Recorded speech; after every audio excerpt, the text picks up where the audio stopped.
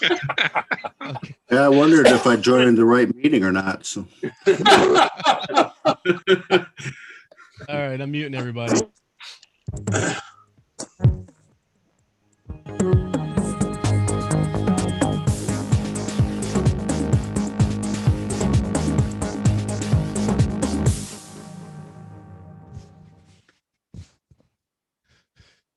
Hello, everyone. My name is Doug Brings. I am the president of the Grand River Woodturners Guild, and glad you all could make it today. And hopefully you caught that last conversation about people losing their legs and arms and stuff. It was really interesting.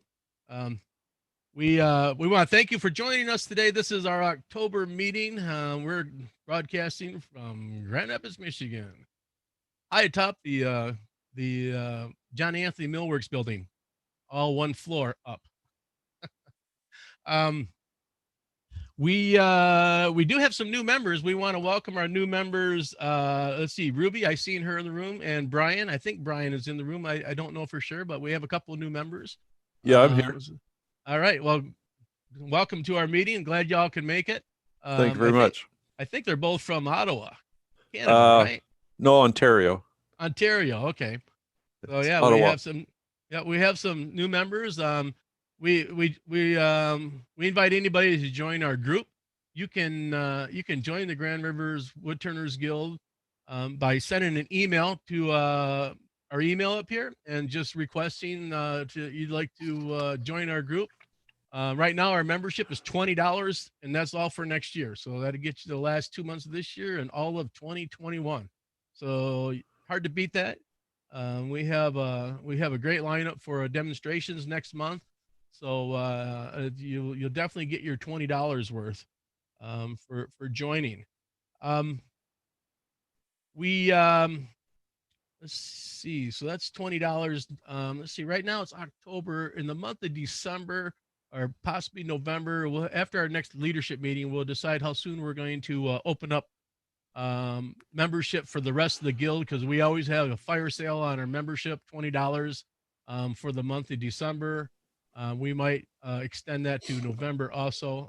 We'll decide that at our next next meeting, and our leadership meeting, and then make the announcement in our next newsletter. I did get our newsletter fired back up again. Tom Sampson, who was in the room, thanks you, Tom, for sending that out.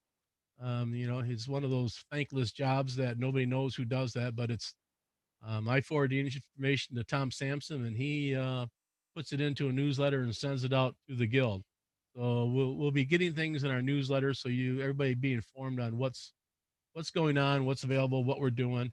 Right now we're not doing a whole lot except for virtual meetings. So, but we are trying to have stuff out there to keep everybody amused, entertained, and maybe talk about some wood turning.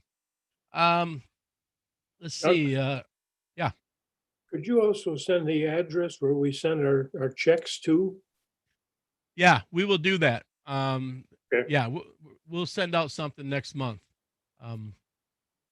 I see that the West Michigan group actually sent out envelopes that were pre-addressed for everybody to send a check in. I kind of like that, so we'll discuss that at our next leadership meeting. Maybe we'll do that also, and send out some pre-addressed envelopes so people can mail their checks in. But we'll announce that all next month at our November meeting. Let's see. Also, November is election of officers. So I forgot to mention this at our last leadership meeting. 3 of us, our terms are over with. Of course, we have the option to run again. We have no term limits in this organization. But this year, Dave Curley and Pete Vandermeer and myself, our terms are up. So if you are interested in joining the board, please let me know. We can get you on the board. I haven't talked with Dave or Pete. Hopefully they're willing to rerun if need be. So, but basically nominations are open. So if you don't want to volunteer, you can nominate your best friend to be on the board. So that's how that works. So if you think somebody should be on the board, or you yourself would like to be on the board, email me. Send me an email, and we will work on that. The positions, once we get you, basically get you in the bus, then we'll figure out what seat you fit in. But right now we're just looking for somebody who's willing to serve on the board. The board meets once a month. Of course, we've been doing that virtually. It's not a bad deal. We might continue that on, and even after the pandemic is over with, just because it's an easy way for all of us to get together and have a quick meeting. We'll discuss. We're going to discuss that later, but that's right now what it entails being on the board. To be on the board, you don't have to be the best wood turner in the room. Um, you have to be somebody who's willing to help us put on a good meeting. To help us get together and make meetings happen, make them enjoyable and knowledgeable.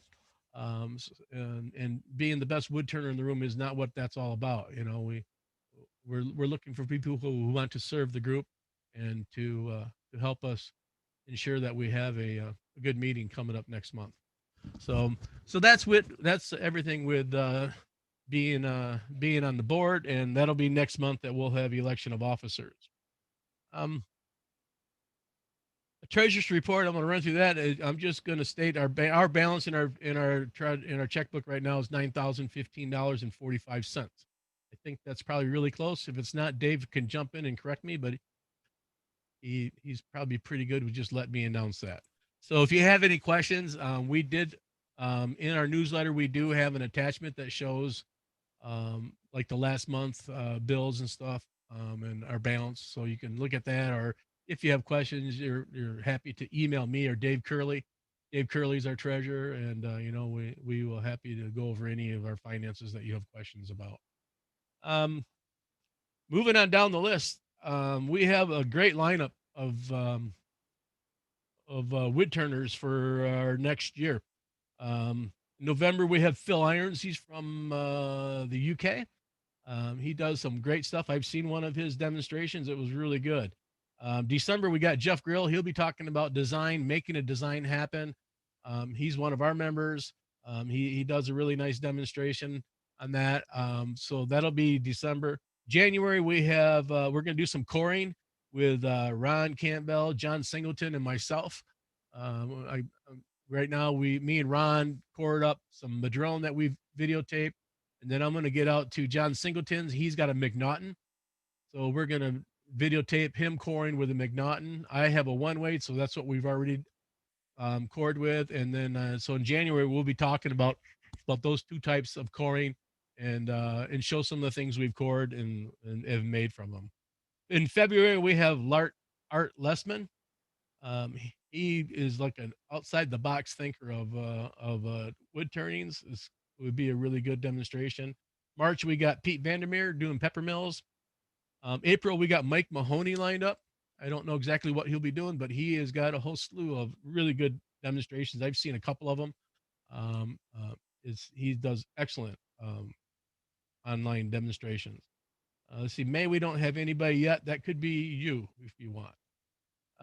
June, we have Cindy Drozda lined up. She does, let's see, multi-axis turning. That's her specialty. So I'm sure we'll see some of that. And then next September, we got Barbara Dill lined up, and she does finials and things on that order. So you got those two reversed, Doug. Sorry. Yeah, Doug, you got them reversed. Backwards. Cindy Drozda and Barbara Dill. Yeah. On what they do or when they're going to be here. What they do. What they do. Okay. So Barbara Dill does the multi-axis, and then Cindy Drozda does the finials. Okay. Doug, I went out to Utah to see Mike Mahoney and be in one of his workshops. He's a great instructor, for what it's worth. Yeah, I seen him at the symposium. I watched one of his classes. Plus, there's a video that somebody had forwarded me that he was out there that I watched, and yeah, he does really good demonstrations. His demonstrations are pre-recorded, but he can talk while they're going. He has a great setup. I look at what he's doing and like, wow, that's a really, really great setup. So yeah, he does nice demonstration.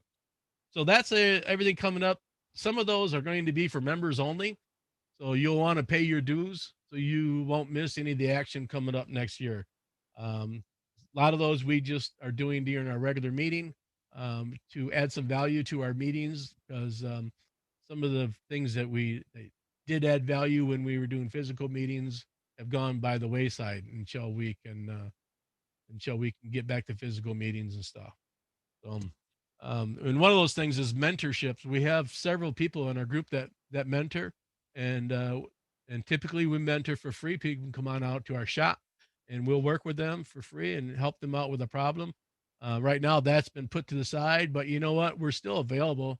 I had somebody call me a couple weeks ago, and wanted some advice, and I'm fine with sitting, chatting, talking about what I would do and things like that. So you can still reach out to our group and our mentors and ask questions. We're all happy to help you out with a situation that you might be in or something you might be stuck with.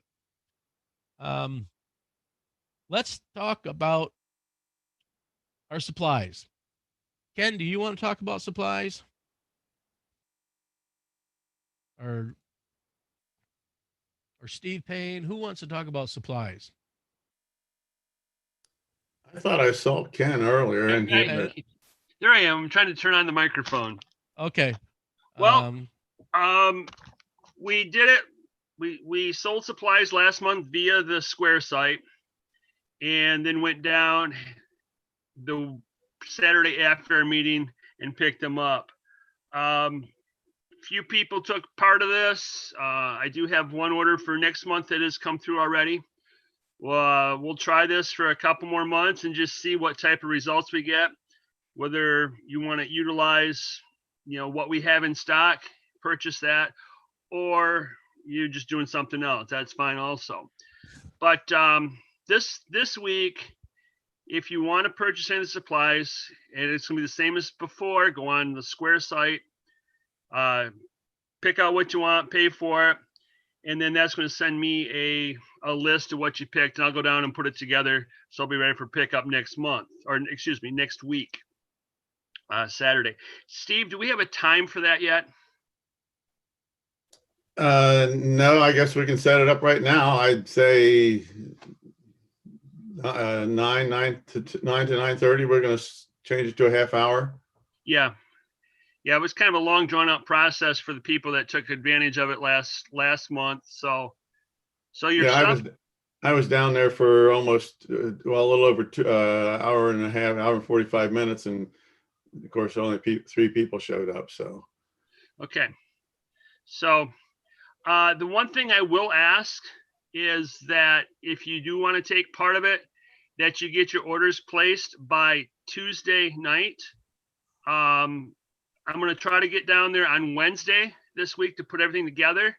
I realize it's another kind of a day cut off from what we did last month, but with my schedule this week, I'm going to have to get down there Wednesday to put things together. So if you want to take advantage of it, please get your order in by Tuesday evening. Okay. Thank you, Ken and Steve. The another thing that I've added onto the site there for our supplies is some wood.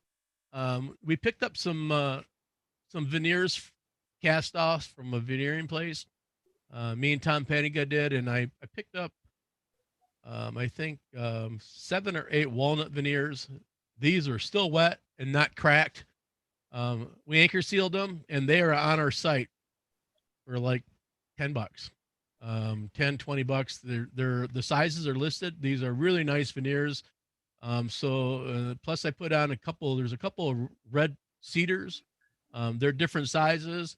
Excuse me, Doug. You Yeah. may want to specify exactly what this isn't a piece of veneer. These are cores that veneers have been cut off from.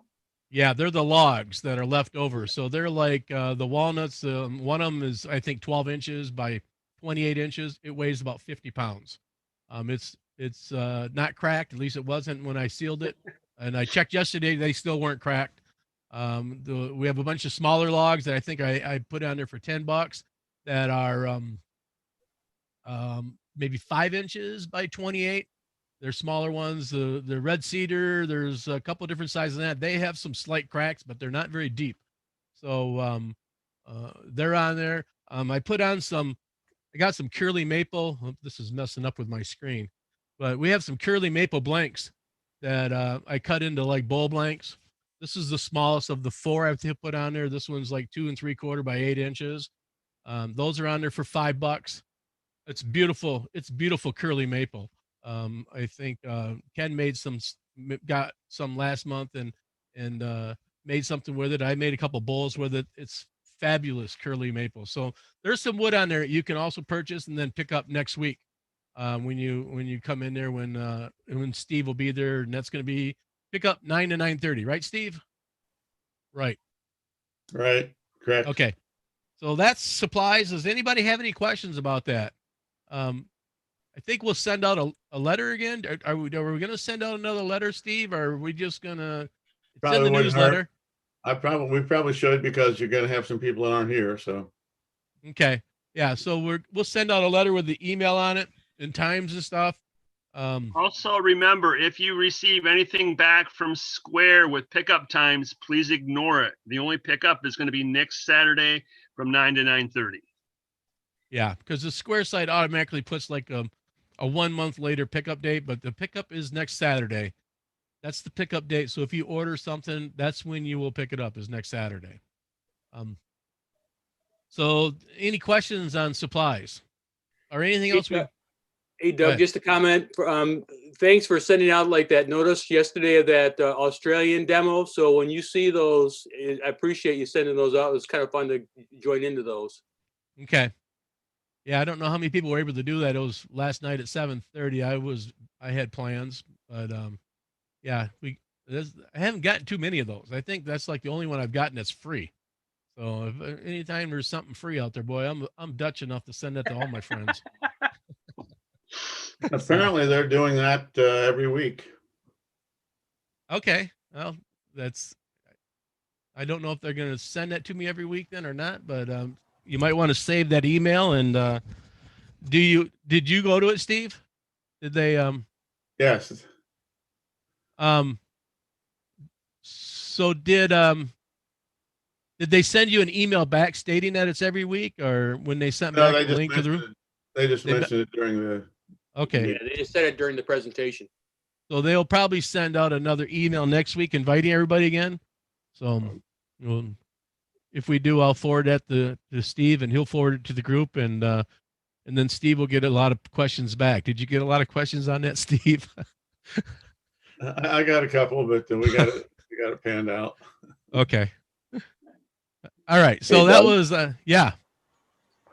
The Woodturners store also posted online, so they send out emails every week or whatever about that particular thing. Oh, okay. All right. So that's a weekly thing. So hopefully people will see that. If I get it, I will forward it so everybody can get a chance to attend that. And I'm guessing from the sounds like it was a pretty good demonstration. Let's see. Anything else we need to talk about before we go into show and tell? Let's see. Maybe before we go into show and tell, we'll give away a AZ Carbide gift certificate. We have I have gift certificates to give away. I think we have 5 of them that we're going to give away today. You must be present to win. So if we call it your name and you don't get back with us, then you missed out on it, and we're giving everybody a chance to, give you 5 or 10 seconds to say, hey, I'm in the room. We're watching over the list. So make sure that you say something. If you don't say something before we move on to the next person or relatively close, then you missed it, so please try to have your microphone ready in case you are a winner. Right now we have some the coupons I have are, I'm going to do an AZ Carbide certificate from Ron. Ron's not here today, but he sent me one. I'm going to, let me get rid of that. I hit the wrong thing here. Let me play Ron's little take here. Ron Campbell, he owns AZ Carbide. He's a member of our organization. He donates certificates every month to give away. He's got everything for your carbide needs. You know, I don't care what kind of carbide you need. Ron's got it. So get a hold of Ron. He always answers the phone when you call. It's not like an answer machine. I've never called his house where he didn't answer the phone. So, and he'll answer anybody's call, ask any, take care of any questions you have. And we really appreciate him supporting our guild. So right now, let's do a one giveaway for one of Ron's certificates. I got the wheel on there. I think I got everybody on the wheel this month. I hope so. Every month somebody's missing. If you're not on there, I apologize. Just let me know, and I will get you on the wheel. So here we go. A spin for an AZ Carbide gift certificate. David Miller, you're here, right? I saw you. I talked to you. I'm here. All right. Congratulations, Dave. You got yourself an AZ Carbide gift certificate. Hang on. I got to write your name down here so I don't forget. Okay. So there's an AZ Carbide. We're going to give away some more at the end of the meeting. So make sure you're here. You must be present to win. Don't call me tomorrow and say, hey, I heard I won something. It's too late. We gave it away to somebody else. Yeah. So, let's see. Let's move on to some show and tell. Raise your hand up. If you look at the bottom of your participant window, you can raise your hand. So raise your hand up and we'll start going down the list with people who have their hand raised. Also, let's see. I was looking at chat. There's a lot of chat going on here that I missed. Is there anything here I should have talked about? Yes, John. Were you gonna talk about the auctions and that at this meeting? No, because I don't know how we're gonna do that. And I was going to monitor what the West Michigan group was doing, and they canceled theirs. And I'm wondering if they canceled it because they found out you can't sell raffle tickets on PayPal. And I think that's the same with Square. I think that's against the law. That's gambling of some sort, and there are state laws against gambling. Fred, are you here? Can you comment on that? Is that what happened? Oh, Fred's not here. How about Bruce? Hold it. I'm here. Yeah. Here. I was trying to get myself unmuted, even though I'm co-host. Okay. No, that's not the reason, but it's a good point. The reason we didn't is we were firing up all of our new equipment and our hands were sort of full, so we didn't want to take on the extra added duty of running the raffle, but that's a good point. We hadn't thought of that. Yeah, I stumbled onto that. I bet like that afternoon after your meeting, I stumbled onto that fact somewhere else, and that you can't do raffle tickets on or any kind of a auction ticket on PayPal, and possibly Square. If you call it a raffle ticket, that's true. Yeah. What would you call it? I would call it a donation. Oh, okay. Exactly. Oh, that would work. So, okay. Well, we haven't ironed that out yet, so maybe next month we'll have something ironed out. We talked about doing that where you would for the Wheel of Woodturners, we would only have people on there who have bought these raffle tickets or made a donation. And for every donation you made, your name goes on the board. So for every $1 donation, your name goes on there one time. So if you donated 10 times, your name would go on that wheel 10 times. So that's what we talked about. We're thinking about doing just to help raise some funds. I know we're in a much better situation than the Kalamazoo group when it comes to cash flow. So we're still toying with that. We'll discuss it at our next leadership meeting and see how. In that, Doug, in regarding that point, as far as us being not as in great situation as you are in regards to cash flow, any club members of the Grand Rapids Club are welcome to join us also to help us with that. Yeah. several of us already have. And we encourage our members to join the Grand Rapids Club also. Yeah, we have several members that joined that belong to both groups because we're only, I mean, it's only 40 minutes down the road for me to go to their group. It takes me 30 minutes to get to my meeting. So when we have physical meetings, it's not that much different. So yeah, I belong to both. There's several people in our group that belong to both. Like And 15 don't or- forget that the Kalamazoo group has heat. Well, right now, you know what? We all have heat this winter. I guarantee that for the next 6 months, we all have heat. All joking aside, to the Grand Rapids Club members, and I'm also a Grand Rapids member, so I consider it my club also. You know, these clubs have worked real hard together through COVID and even prior to COVID on making both clubs successful, and we never hesitate to honor the Grand Rapids Club and what they've done to help us. So thank you, all the members of the Grand Rapids Club. You're welcome. Yep, you guys help us out too. I don't know if anybody's ever noticed, but I'm the co-host at their meetings. They're the co-hosts at our meetings. So yeah, we just that alone is a big help to each other's guilds and stuff. So, and sharing demonstrators and equipment if needed. So yeah, we're kind of like sister clubs. So. Okay, so with that, raise your hand if you want to do show and tell. I see there are a couple of them up.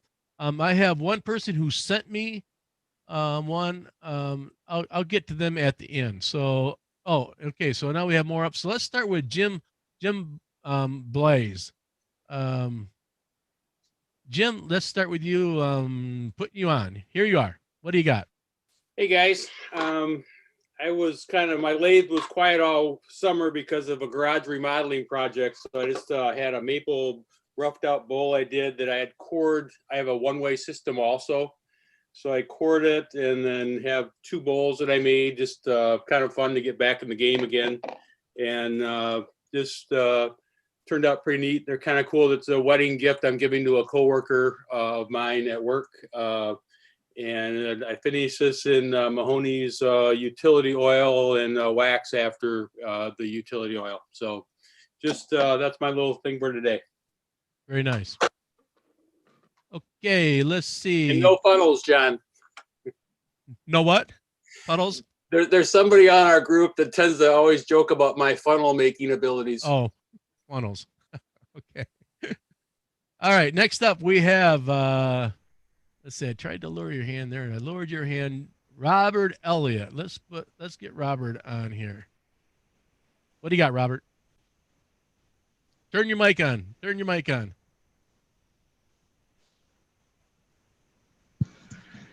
Grandson gave me a new headset and I got to figure it all out. I do a lot of urns, and in the past they've been traditional, at least since Gulf War I. But I had a request about 6 months ago for a person that wanted a memorial that would actually go in the ground at the gravesite to hold flowers. And I said, fine. And they sent me a log, a chunk of a tree, a burl, and it's not lightweight. It's going to be mounted on a metal post, and not my chuck. This is the only chuck I could get that would hold it. It took my one-way really quick off the lathe. It was 75 pounds when it was on there. Wow. And I have been hollowing it out. It's going to get an epoxy sealant on the inside, a drain hole, because it's going to be outside by the grave. And it's made to fit a couple of the terracotta pots that the family has that they'll sit into it. But this is a piece of the tree that the kid played in when he was a young kid. So it's the heaviest thing I've ever turned, and I've watched my lathe walk across the floor a few times trying to get it balanced, but it's been a fun challenge. Hey, I have a question. You do urns. Do you do threaded urns? No, I stopped that a long time ago. Okay. I buy plumbing fittings and put them in and hide them. Okay, so you use plumbing fittings like the clean out fitting? Yes. Okay. That's what I use too. Okay. I'd like this next time. PVC. Yeah, next month's meeting, bring one of those, will you, and show us that. Show us how you do that, because I'm working on it and trying to figure out how to hide those, how to get those on there. I done one with the brass fittings that I bought, but those are expensive. So yeah.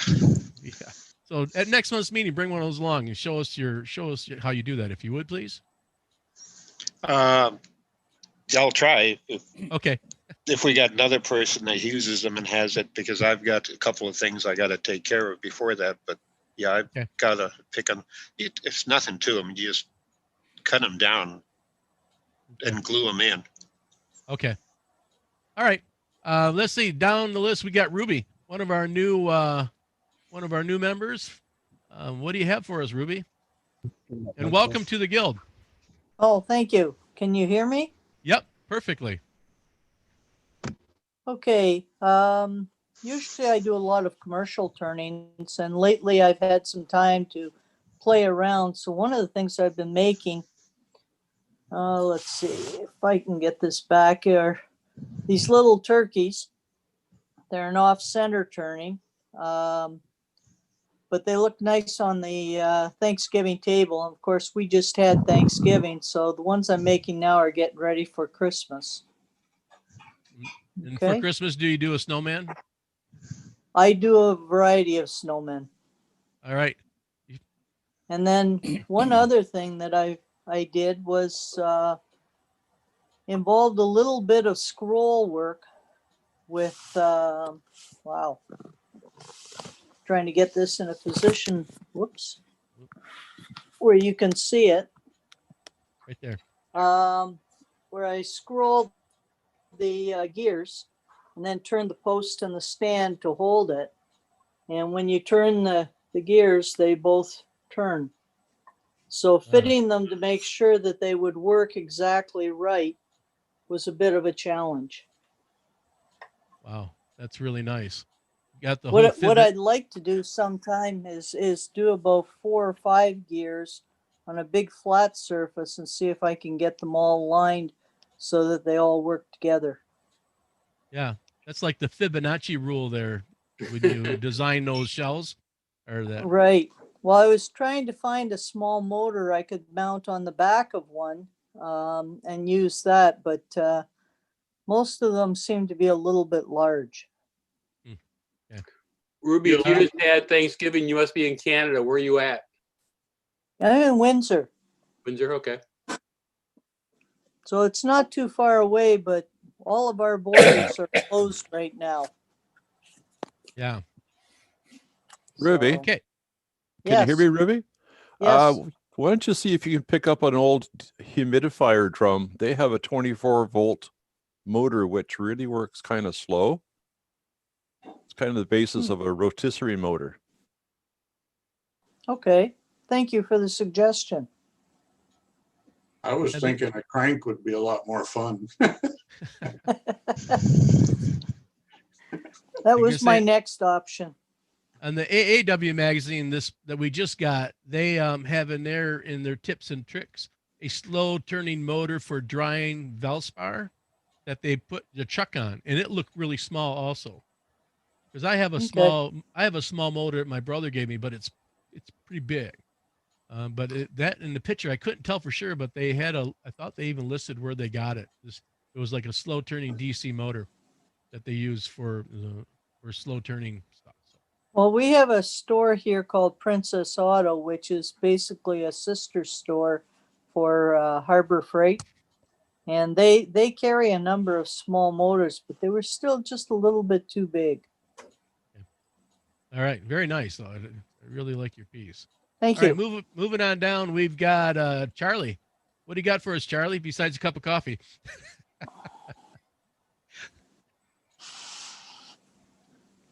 Unmute your mic.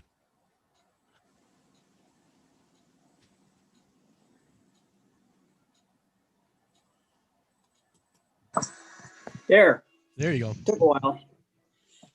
This is the same thing I had for the Kalamazoo meeting last week. It's just a turning. I don't know how well you can see it. I was told not to move it so much, but it's segmented. The walnut is segmented. The bottom is solid.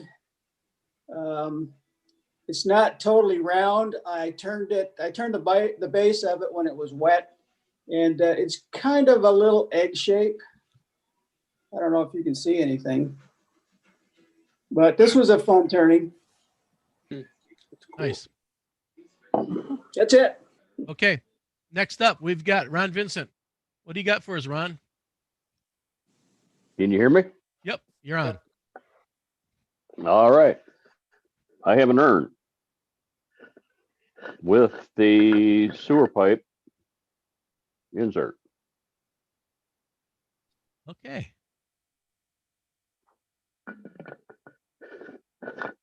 Seeing as how you asked for one, there you go. Yeah. Yeah. Okay. I've got one that I've started, and I've got the pieces cut. I cut the threads out of the clean out trap, but I haven't decided exactly how to mount that. But yeah, that answers that. All right. Can very you open nice. that back up again? Doug, can I jump in for a second? Yep. Go ahead, Jay. For those of you guys who are doing urns, I've got a couple of guys in Detroit that have contacted me, and they want to start buying urns in large numbers, and I haven't made one before. So I told them about the guilds I'm working with, and that we have a bunch of guys that could be involved. If you guys are interested in selling urns, message me or call me on my phone. I'll put my phone number out there. These guys want to buy a large number of urns. I've never made one. So if you guys want to get involved, there's enough there for everybody to make some money and have some fun at the same time. All right. Thanks, Jay. Put your phone number What kind in of the comments. specifications will they have with those?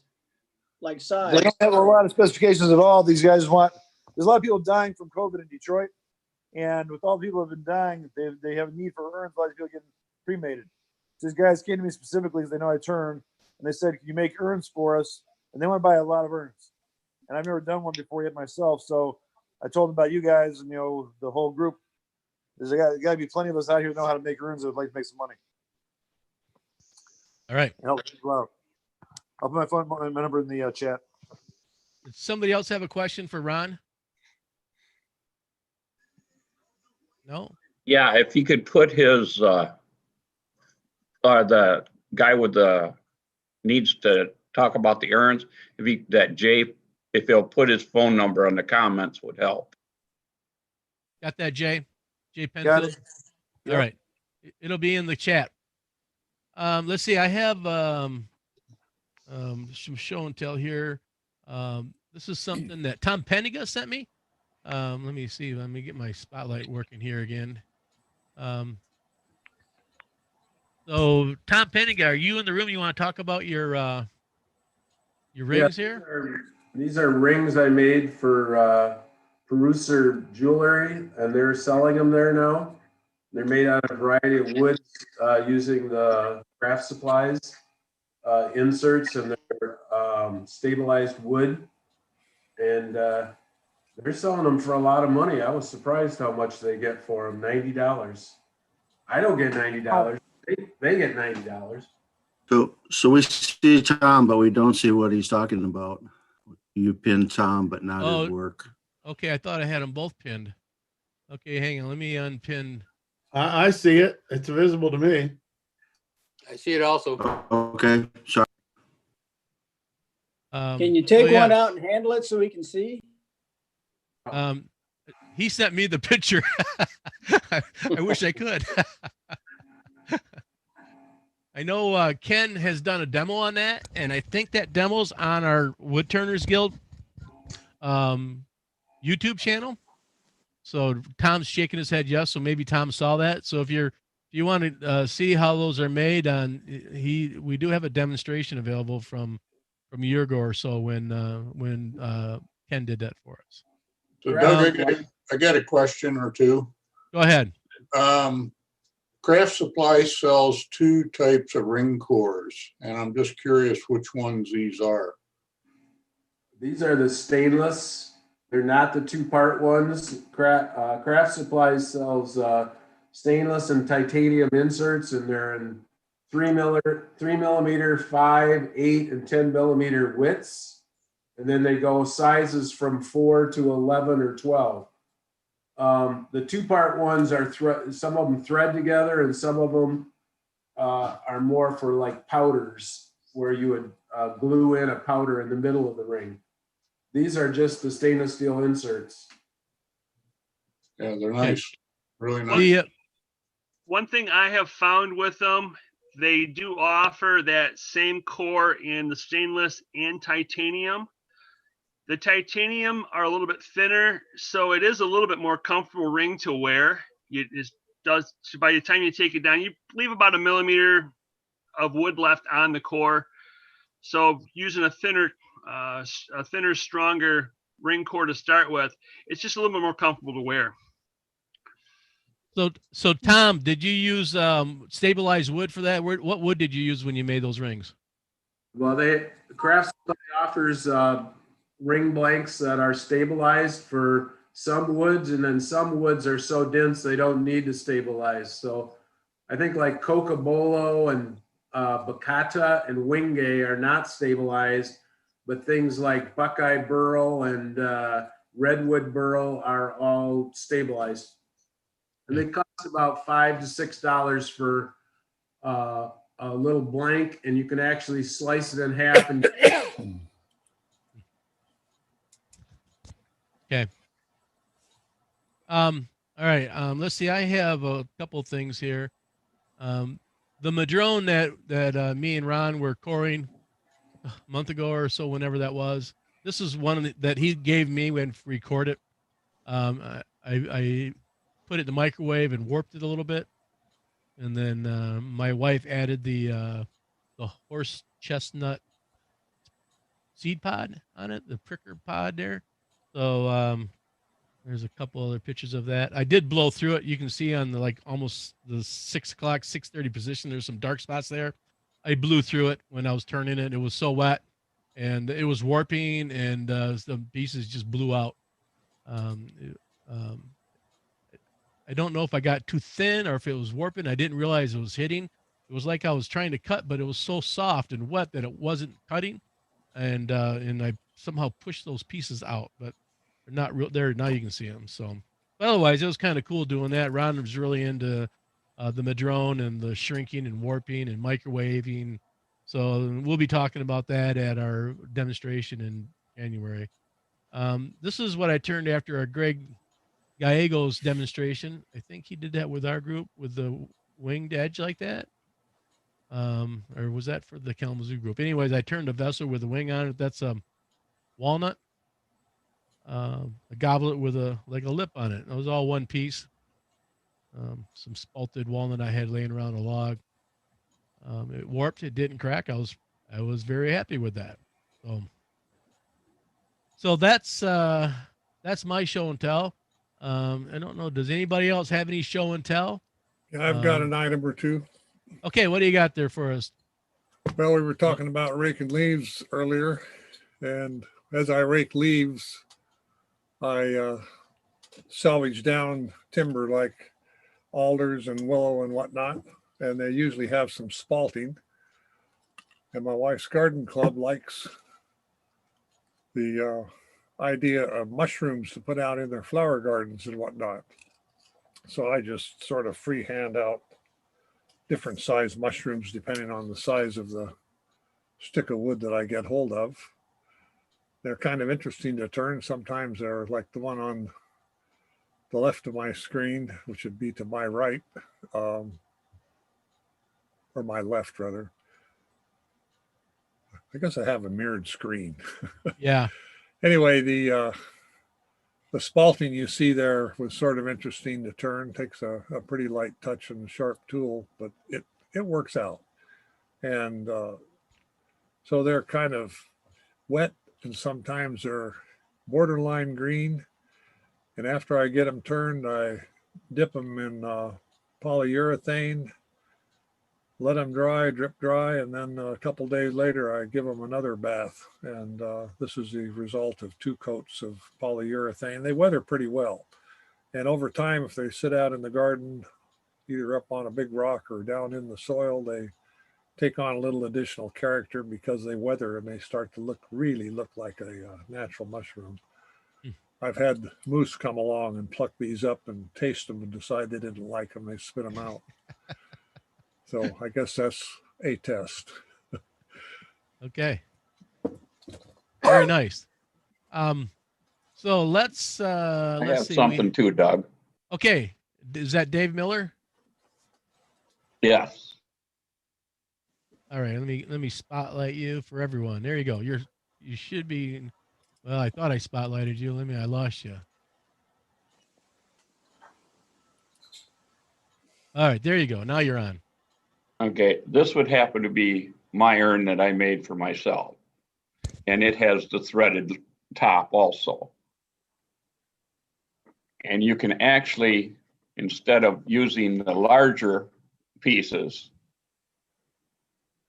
you can go down to the smaller sizes of the plumbing supplies also. And cut them and make them fit. But Can you this tilt that happens so to we be one that I made for myself. Can you tilt that so we can see the finial? Very nice. Yeah, nice. What kind of glue do you use to put that plastic against wood? Actually, I like to screw it in to make sure that it stays. I put 2 tiny little screws on the inside. How about the receiving side of that? The receiving side, I use super glue, or I mean, 2-part epoxy. Epoxy. Okay. Yeah, that'd be good. Kind of wondering also. Okay. Thank you. Very nice. Very nice. Yeah. Does anybody else have any show and tell? Yeah, Doug, I do. I couldn't. Oh, hang on. I started that too soon. Okay, who is that? It's Brian. Okay. Brian, our new member, Brian? Yeah. All right. I just couldn't see where I could put my hand up on the bottom of my screen. Okay, that's fine. Okay. Yeah, anyways, you got the floor. Yep. All right. A friend of mine and his wife inherited an antique table, and the legs were too short for them to get their legs under the table. So they asked me to make up 6-inch extensions to go on the bottom of them. So these are just done out of 6x6 pine glued up and just dyed with some red mahogany. And they only got 1 coat of everything on them right now. So I'm going to put a 2nd coat on. And there's 5 of these because it's a unique and antique table. It has a center leg as well, but they like to have it done for Christmas. I kind of missed our Thanksgiving, but they'll have it for Christmas anyways. And one other thing I have to show. I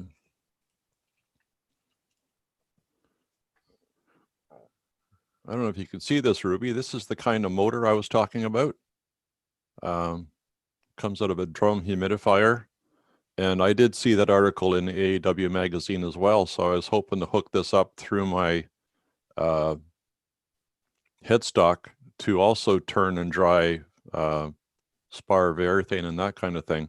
And I lucky enough, I had a 24-volt adapter to go with it. So that's what I have to show. Okay. No, thanks. I'll check it out. Yeah, very nice. And welcome to our guild. Like I said, Brian's one of our newer members. So yes, thank you very much. I'm from Peterborough, Ontario, which is about 6 hours from Ruby. I'm a member of the Kawartha Woodturners Guild, and we've been very fortunate enough to have Ruby come up and demonstrate at our club. So hi, Ruby. Good to see you again. Hi, and thanks. yeah, we'll have to when we get back to physical meetings, see if Ruby can come out here and do a demonstration for us. Unless you're set up to do if you can do an IDR, we can do that too. Well, right now I'm not set up to do that. And unfortunately, I have a process to go through before I'll be allowed back into the US. I taught a wood turning course and it got me banned from the US for 5 years because Mike Foydell called customs and reported me to customs. For what? Bring in So- wood across the border or what? No, for teaching a wood turning class. Okay. So once COVID's done and the borders are open for me to cross to the US, what I now have to do is apply for a waiver and submit $1,000 with the application. And if it goes through, it's only good for 6 months anyway. Okay. Sorry, Well, Ruby. I thought you it's got. awful muddy. Hey, Ruby. I thought you got busted for transporting pot again. No, They went and legalized that. Okay. All right. Well, I could bring my equipment over there, but they won't let me go across the border either. So, but it'd be a great reason for me to go to Windsor for the weekend. If they Well, drop he'd be that. more than welcome. Okay. Anybody else got any show and tell? You can raise your hand physically, or hopefully, if you're in the room, say something, and we'll get you on the screen. Pete has something. Who does? Pete Vermeer. Pete, Oh, say am something. I Pete. unmuted yet? Oh, there you are. I lost you. Am I here? I'm supposedly unmuted. Yes, I'm You- trying to make trying to spot. Hello, you. hello. Yep, is it There you go. working? Yeah, now I got you. All right. So I have a friend who is a art teacher, and I had about 50 old colored pencils. So I stuck them all together inside of a plastic container and poured epoxy resin down with a walnut base and a core of Thula that I had sitting around, and turned a pen base. So it's basically just turned off resin with a lot of pencils in it. If you do this, make sure you have a vacuum running right next to your tool, because you get an incredible amount of plastic sheeting just peeling off. But it's kind of fun to do. And then just a couple of layers of polyurethane on top of it to make it shiny. And it's a pencil base for an art teacher. So did you have to worry about the colors bleeding when you were sanding that, or not? They didn't at all. I just had a really, really sharp tool, and I had a vacuum running the vacuum running right next to it when I was sanding, and it didn't bleed at all. I had one of the little cores popped out along one of the edges, but it doesn't really show as you're looking at it. But it's three-dimensional then. Yeah, That's really cool. very nice. It was fun. All right. And then Pete, Pete's the one there, Vandermeer. He'll be doing our demonstration in March on peppermills. So maybe he'll do a peppermill out of cast pencils. Wouldn't that be fun? Not a mess. No. All right, I'm just throwing out suggestions. Yeah. Okay. All right. Let's see. Anybody else have any show and tell? Steve Payne does. Steve Payne. Oh, yep. Go ahead, Steve. Let's see. I'm gonna spotlight you. These are a couple of the, let's see, I guess I can back that up a little bit. The sea urchin Christmas tree ornaments I've done. And other than that. But You're going to talk about those for our demonstration today, right? Actually, I'm going to talk about a bell that Okay. some bells that I've made. All right, I don't changed show my us. mind on Don't that. show us ahead of time. Okay, well Spoil the fun. Spoil Okay. the surprise. All right. So, So, Doug? Yeah. I'd like to point out that the West Michigan Woodturners demo next month is actually turning some Christmas tree ornaments. We have a surprise demonstrator that's going to do that, but he's going to go through some variations of making these miniature birdhouses. And so it should be pretty interesting for those that would like to come and see it. Okay. All right. Cool. Anybody else? Any other show and tell? Speak up. Raise your hand. All right. Now I can do my applause. Thanks everybody for the great show and tell. Let's see. Next thing that we have on our list is our demonstration. And our demonstration is we ask people to come forward if they got some Christmas gifts that they can just kind of run through and show us how they make them, so people can start getting ideas for making things for Christmas. And Steve, who just showed us his sea urchins, is one of those people. So I'm going to get him on there. If somebody else has something there you want to, you can quick bring up, and I'll be happy to spotlight you, and you can talk about what you make for Christmas. So, but we'll start with Steve here. Steve, why don't you go ahead and talk about your Christmas ornaments. Your mic's off. All right, I'm trying to do a screen share. Host has. Oh, okay, here it is, I think. It helps if the file's open already on your desktop somewhere below. Oh, wait a minute. Is there a lot of garbage in front of it? It could be you might have to scroll down once you hit How's share to that look? find it. Okay, this is a I don't bell. see it. Okay, I don't this is see a it. bell that I didn't start photographing quick enough, but anyway, that's the beginning of it. We don't see it. I don't see Oh, your. It okay. doesn't show that you're sharing your screen. Find it, and then you got to hit share on the bottom right. When you I did that originally. Let me see, and I got a bunch of other stuff. Share screen. Okay. Desktop 1.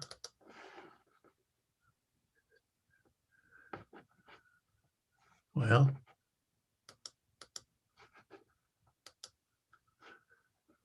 anything there yet? No. Try it again. Well, can you find it on your when you hit share screen? I hit share, and then it's giving me allow Zoom to share your screen. Open system preferences. I'm not sure what I need to do here. See if I have. Is the file already open on your computer? There's this bunch of windows that let me see if I.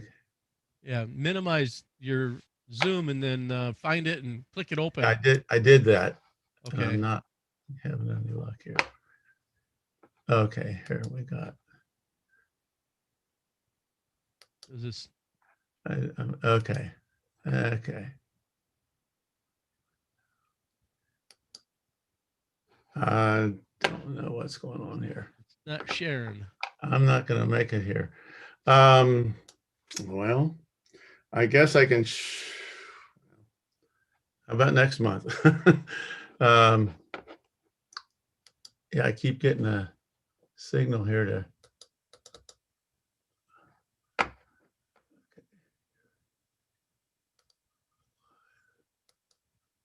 Hey, there you go. You see something now. Okay.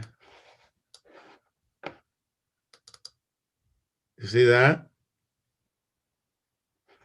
Yeah. Yep. We can see it. Okay. It's a bell that I was doing that you can make the clapper work inside of it. Anyway, that's the beginning of it. This is where I drilled a hole in it to clean it out. That's a little further along. That's where I got it down to just about the shape and everything right there, and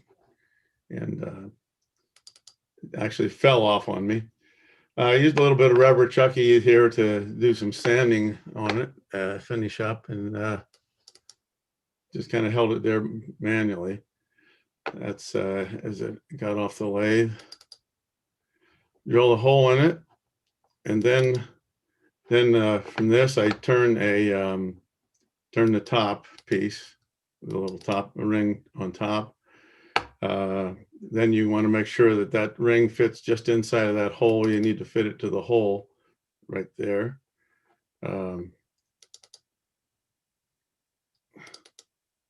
Okay, why is that not coming up? There it is. Then I turn a little ball on the end of it. And it didn't show the thing cut off. I think I'm missing a frame, but anyway, turn the ball, and then okay, where are we? You slice off each side of the ball and then drill a hole in it. I don't know why that didn't come up. Then this is turning the clapper. And then you put an eyelet on each end of that and assemble it.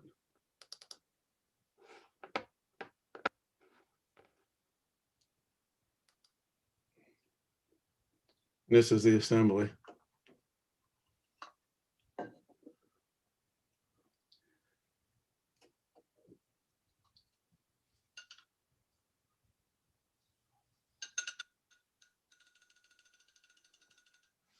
That's kind of it.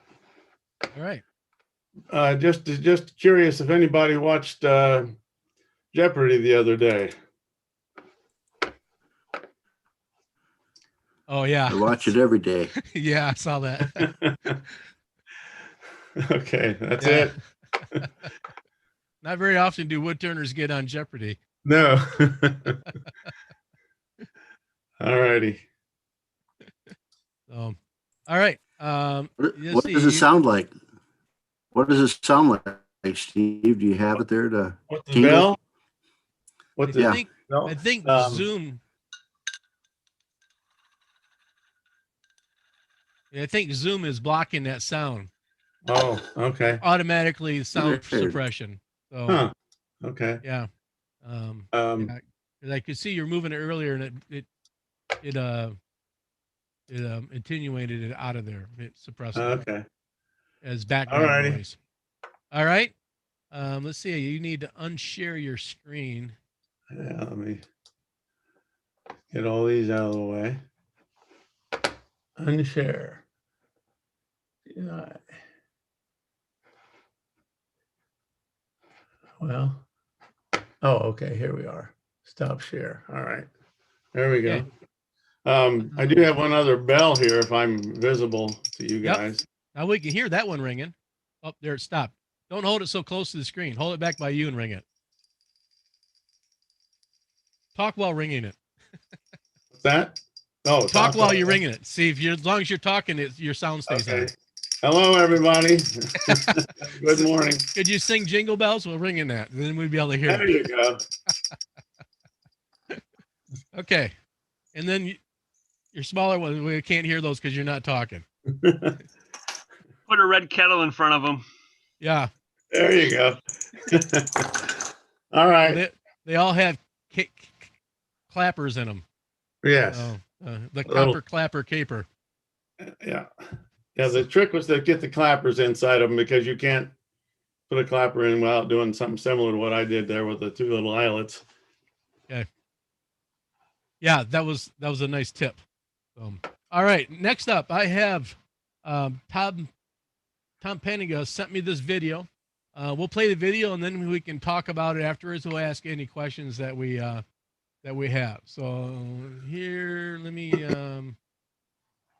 bring his on here.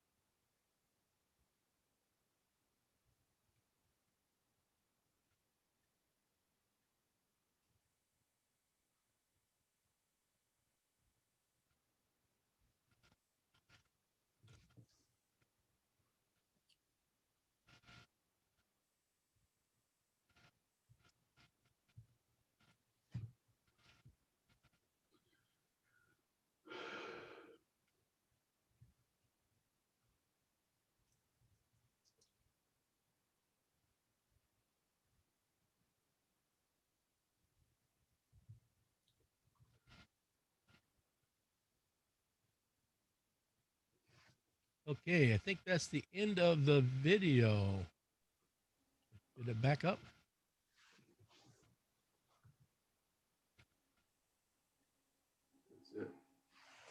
Okay. Did anybody have any questions for Tom on his scoops? Whoops, I didn't mean to start that again. I wanted to pause that.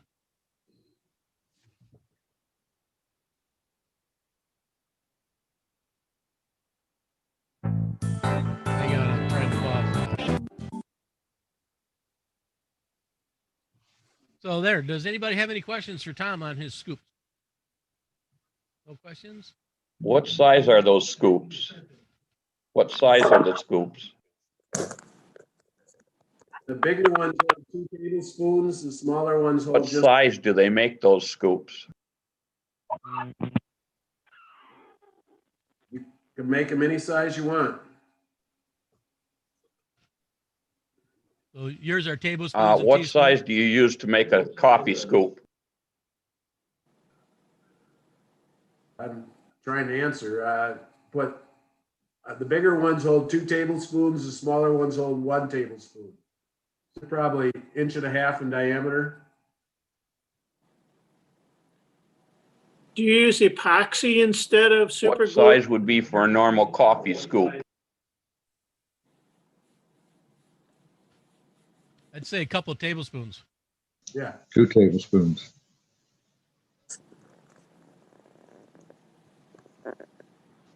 You had a question.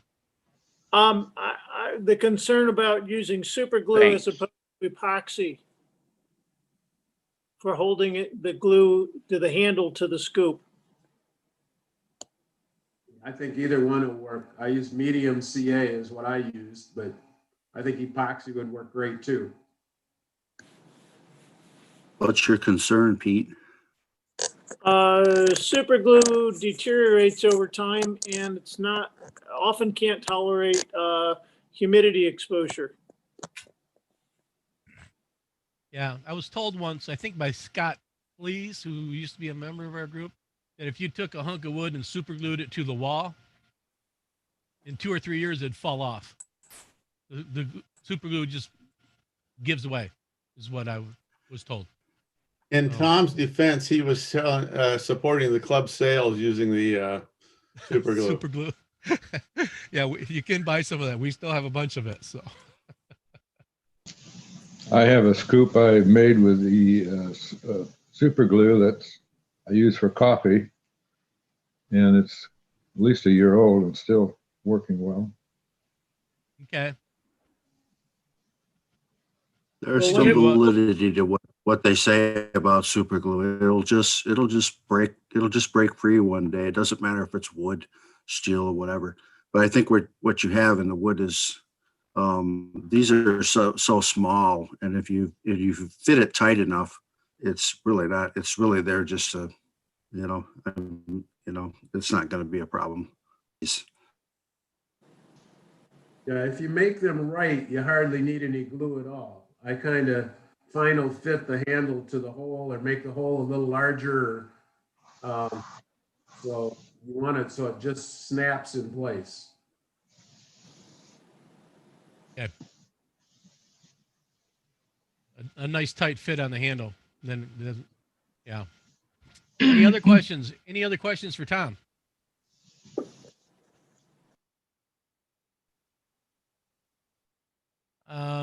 Okay, then let's see. I have one here. I did my I got my jewelry dish, which I've done several of these. You share that screen. Hopefully everybody can see that. On the top here, these are my jewelry dishes I do. I make these. I sell these at the gallery I'm in.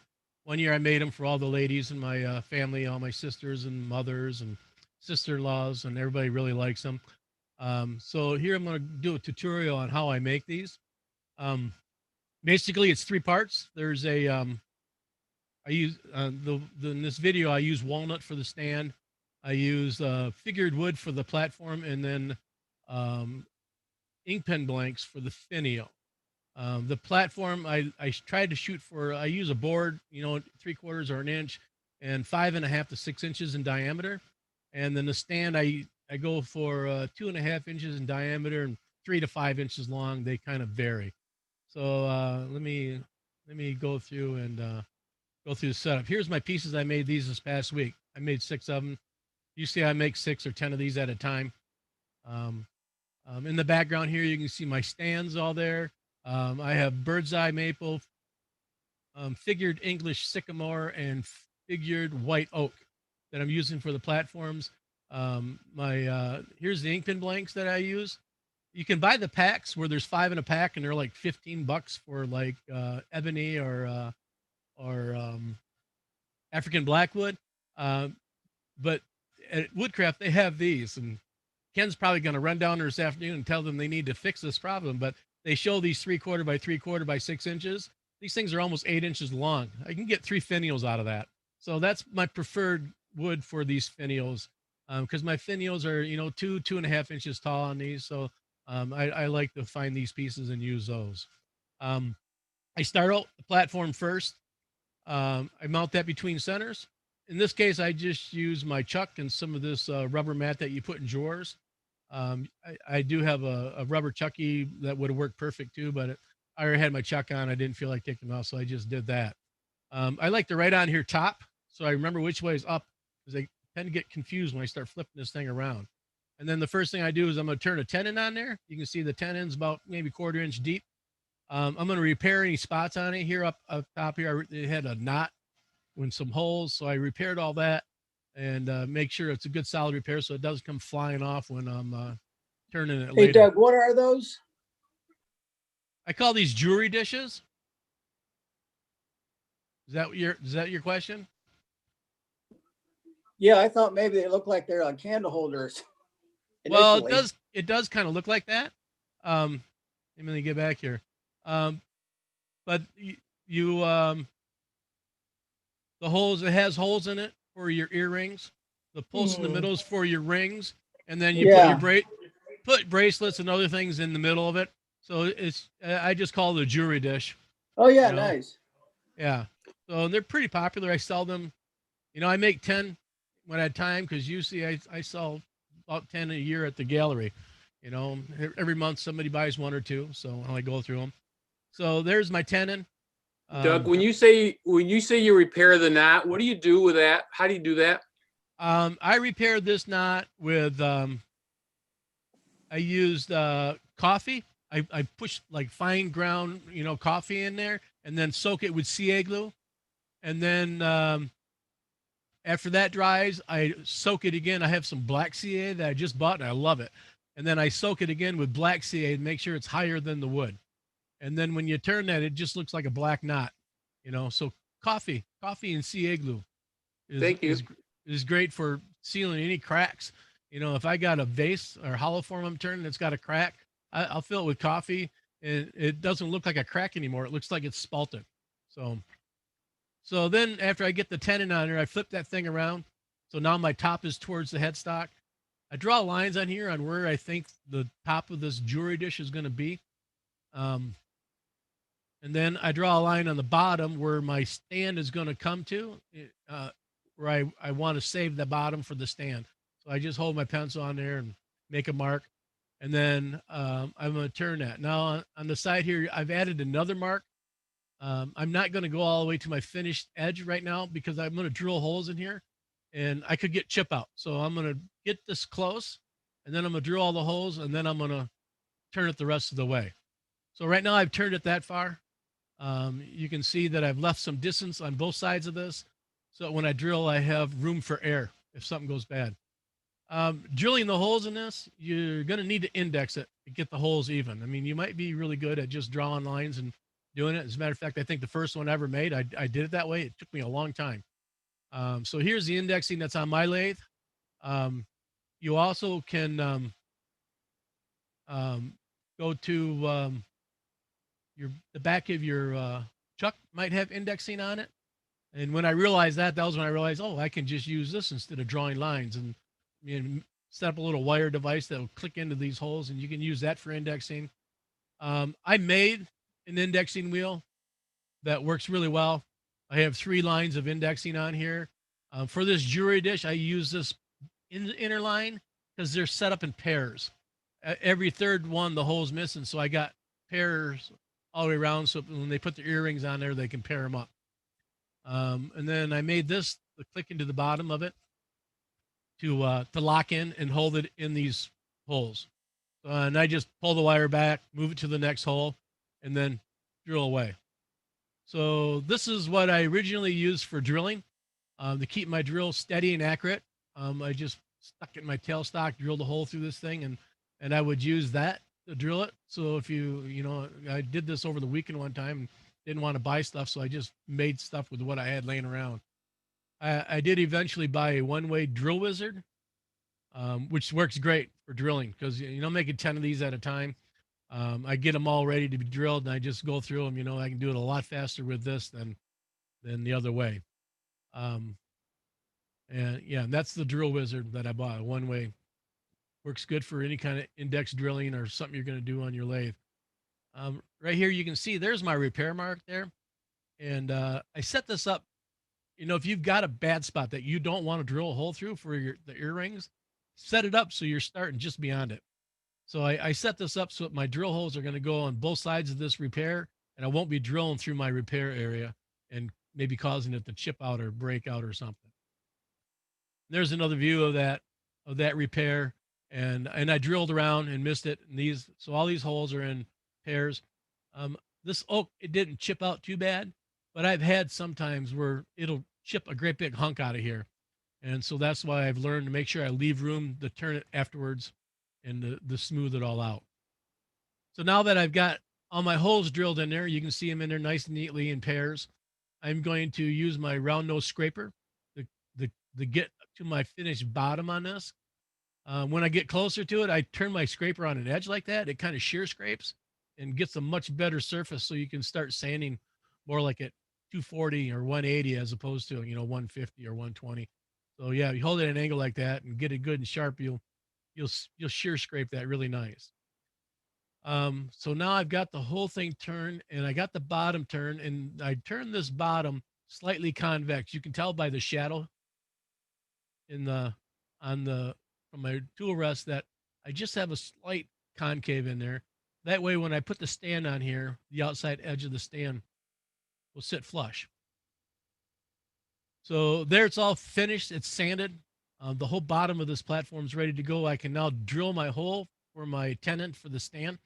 I'm going to drill 7/8 hole in here, and I'm only going to drill that about 1/8 of an inch because the other side I'm going to hollow down. I don't want to hit this. So the point doesn't matter because I'm going to have a finial where that point's at on the other side. But if I went too far here, I could make a funnel out of this. So I've got that drilled about 1/8 of an inch. So right now that is complete for now. So now I'm going to work on the stand. This is how I mark my tenons for the 50mm jaws. You lay a pencil on there, slide it up. That is like a perfect circle for your Nova 50mm jaws, all your 50mm jaws. So I'm going to cut a tenon on that, and I'm going to round it off, and then I'm going to flip that over and put that in my vise. And now I'm going to turn my tenon on this end to go into my platform, the 7/8 tenon like the platform is. And I'm going to turn this, I'm going to take my 7/8 Forstner bit and draw a line there on the outside of it so I know where it's at. And then I'm going to use a wrench with the edge cut off here to cut that. So here's a video on how I do that.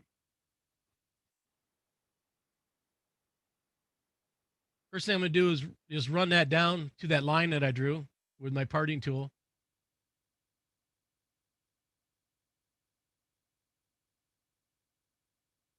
I could have taken the line off there, but I was being more careful than need to be. Here's my wrench with the little notch cut off the top of it. And when I do this, I'm going to hold it up. I'm going to keep pressure on the bottom, pushing upward so that it'll cut it perfectly at 7/8 of an inch. If you just push it in there and the top comes down, you'll end up with less than 7/8. But I'm lifting up on that wrench during that whole cut. And then it's a perfect 7/8 tenon. It fits nice and snug in the Forstner bit hole. So then I got my tenon. I turned my shape on this, and you can turn any kind of shape on these you want. I've made these before where it was just a swoop from top to bottom. When I made them for my sisters and my mom and stuff, I did really fancy stands on it. This is my basic stand for the ones I bring down to the gallery. I put some Type Bond 2 glue on there, and now I can press on the top with my tailstock. And it presses on not real hard, but hard enough that it is pretty solid right now. And then now with the tailstock up, I can turn this top, the platform. What I'm going to do is I'm going to turn, I turn the inside with my 1/2-inch bowl gouge. And then I'm going to turn the outside with my round nose scraper again.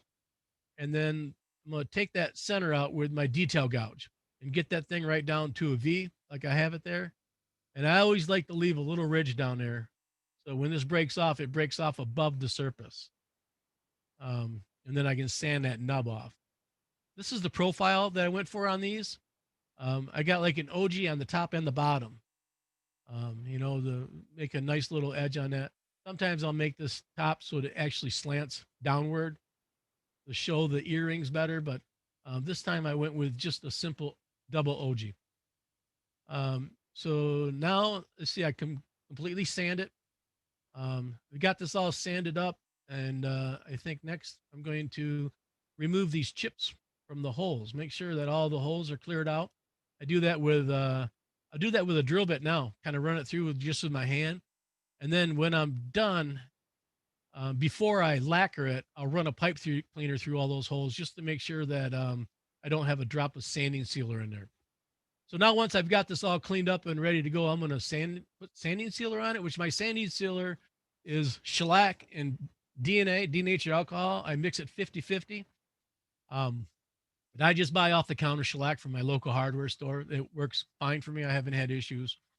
So then I'm going to slop that on, and I'm going to make sure I slop it on and fill all these holes with that sanding sealer so I don't have bare wood when you look in there, because I know my lacquer is not going to get in there. So I make sure my sanding sealer has coated all the holes. And then I slop it on here, and then I wipe it all back off with a paper towel until it's almost dry. So then next, I'm going to lacquer that. And this is what I use for my current lacquer. I buy this at the Repcolite, which is next to the Woodcraft store. So I really like that. I used to use Valspar lacquer, and they got bought out by this company.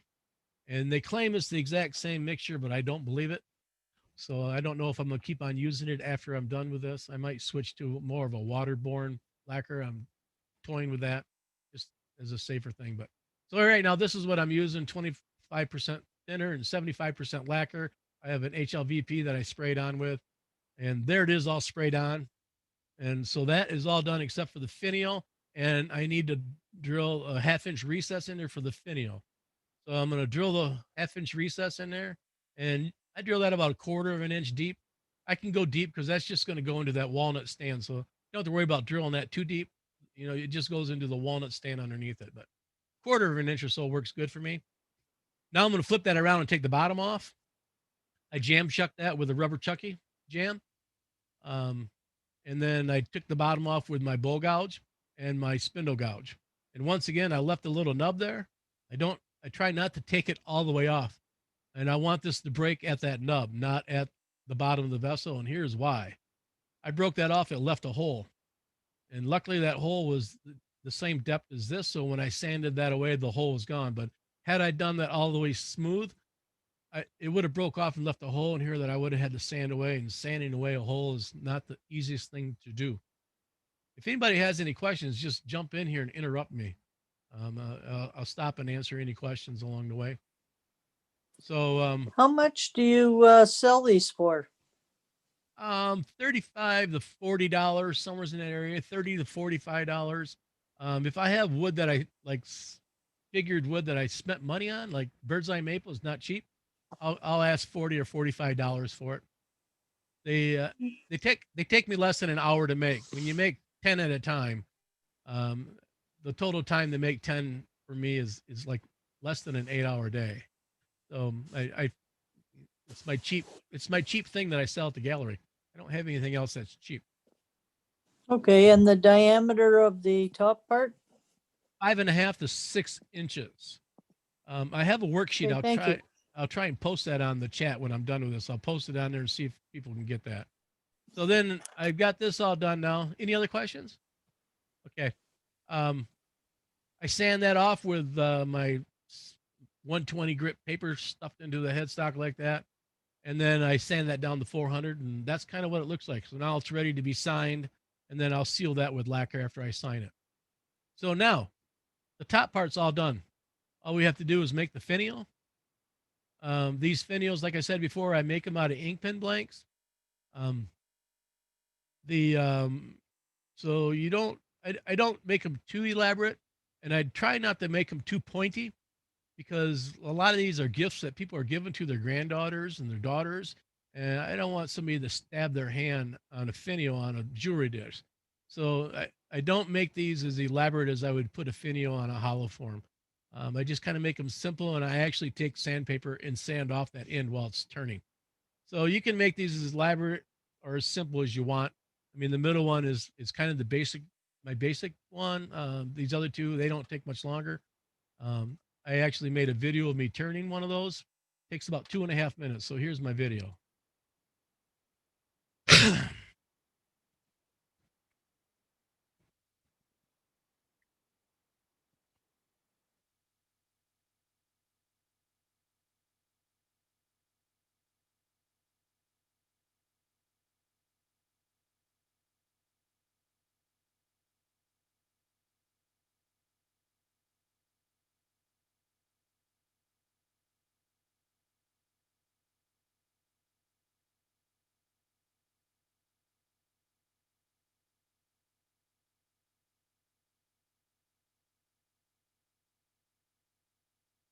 That's my detail gouge.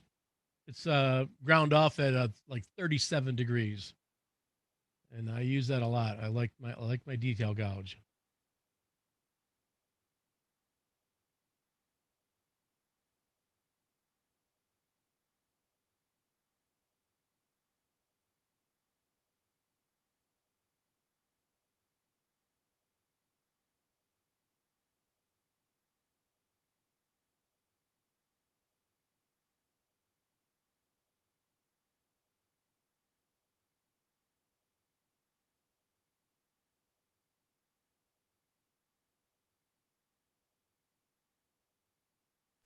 Doug, do you hone that detail gouge when you sharpen it? Nope. I just have a CBN wheel that's like 1 or 220 maybe. CBN wheel. That's it. This is my regular spindle gouge, my 1/2-inch spindle gouge.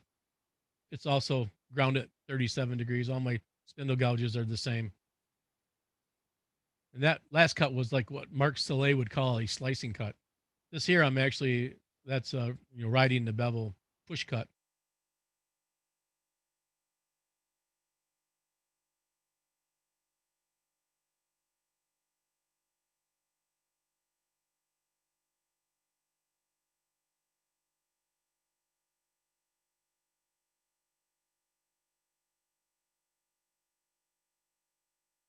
Then here's my wrench again, my 1/2-inch wrench.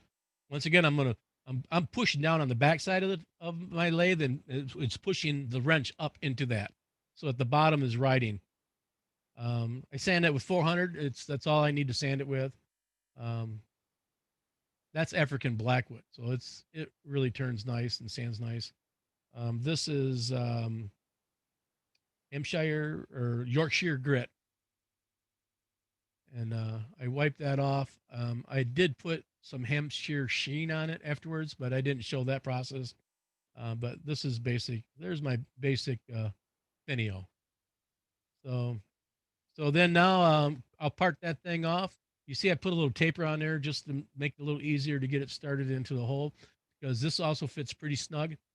And then mount that on there, glue it in there with some tight bond, and there it is. Anybody else got any questions on that? Actually, this Finio on here, that's the one I just turned, I think. I put it on there. It's a little big. I might have to, I didn't glue that in there yet because I realized it. When I made those before, I've asked my wife to give me the smallest ring she has. and it's pretty small. I don't know if it'd fit on that stand. I might have made that just a little too big to fit like a girl's ring on there, like a pinky You mean ring. big, but big in diameter or Yeah, in height? too fat. It might be a little tall too, but I guess that's not as big as fat. It's too big around in diameter for a ring to fit on it. You know, a woman's pinky ring. You know, so.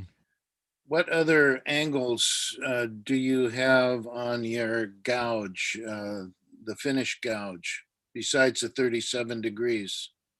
I don't know what the other ones are, and I have a block of wood that I just drilled 3 holes in that I set into my jig, and I just go to the next 2 holes. I don't know exactly what they are, but they round it off nicely. The rest of it is not really rocket scientist. It's just some holes on. I wish now I Doug, would have had that. I don't use a spindle gouge or detail gouge much, but is there that much of a difference between using a 37 degree or a 40 versus a 35? I mean, is there really that beneficial to go to 37?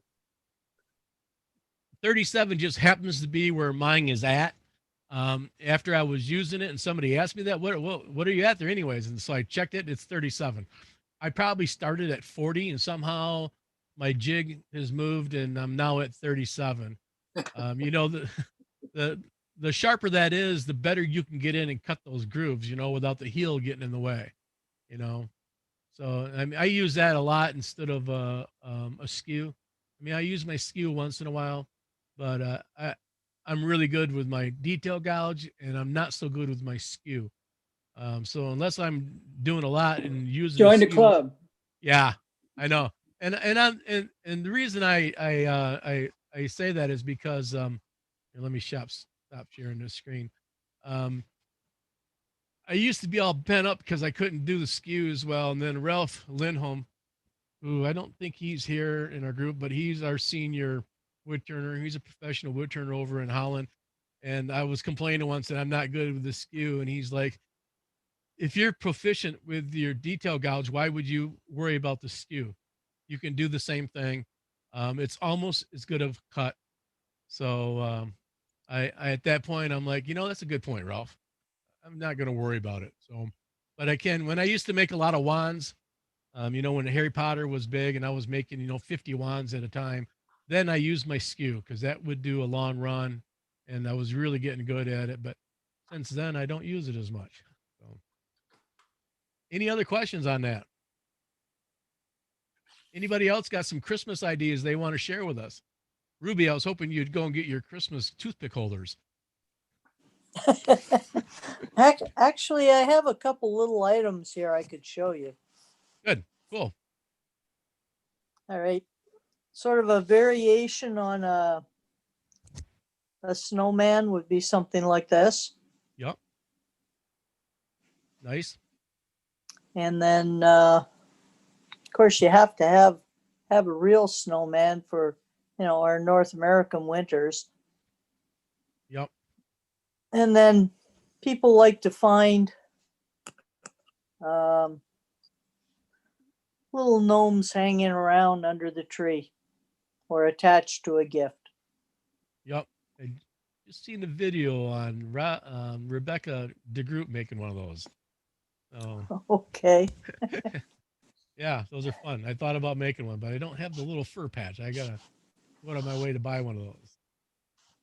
Anybody else have anything that they want to show or talk about?